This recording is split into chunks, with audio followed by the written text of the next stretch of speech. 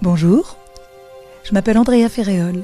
J'organise les flâneries d'art contemporain dans les jardins aixois et je vous y attends le samedi 22 juin de 14h à 20h et le dimanche 23 juin de 11h à 19h avec des petites surprises dans certains jardins et le déjeuner dominical aux Oblats entre midi et 14h30.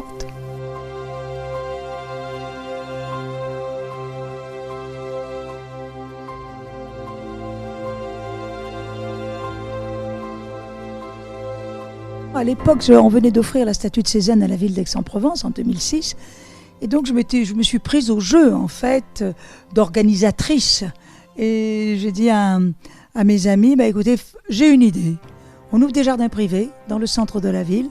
On met de l'art à l'intérieur, de la musique. Et petit à petit, au fil des années, il y a eu l'art, la musique, la danse, la littérature, les comédiens qui disent des textes, l'opéra et beaucoup de musique. Voilà, au fur et à mesure. Le programme du week-end, c'est simple, c'est sous le signe de l'amour et de la musique. La musique, parce qu'il y a beaucoup de musiciens, de grands talents. Il y a 2 chanteuses d'opéra, une le samedi, Mélodie Louledjan, et l'autre le dimanche, Nora Lamaison.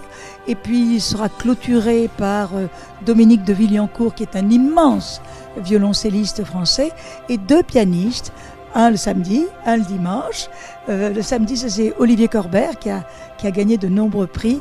Et le dimanche, c'est Julie Anna Zappala qui compose même ses œuvres. Et c'est très original et elle a beaucoup de tempérament. Voilà, ça c'est pour la musique. Et l'amour, pourquoi l'amour ?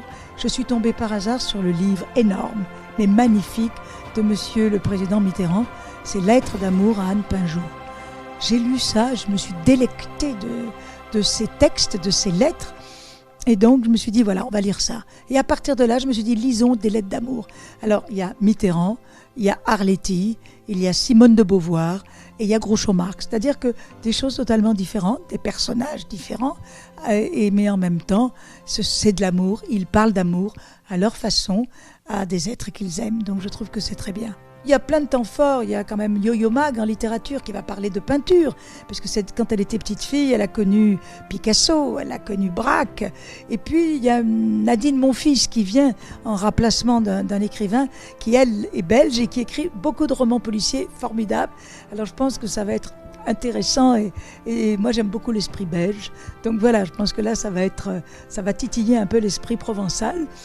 Bon, bien sûr, il va y avoir Marc Jolivet qu'il ne faut pas louper avec les lettres de Groucho Marx, la danse avec Julien de Roult et les 2 chanteuses d'opéra qui vont chanter des programmes tout à fait différents. Mais je trouve que c'est justement bien de faire la différence de ces 2 sopranos qui vont chanter des choses. Un, ça va être un programme français, de compositeurs français, et l'autre on va plus partir vers le lyrique, vers les grandes œuvres.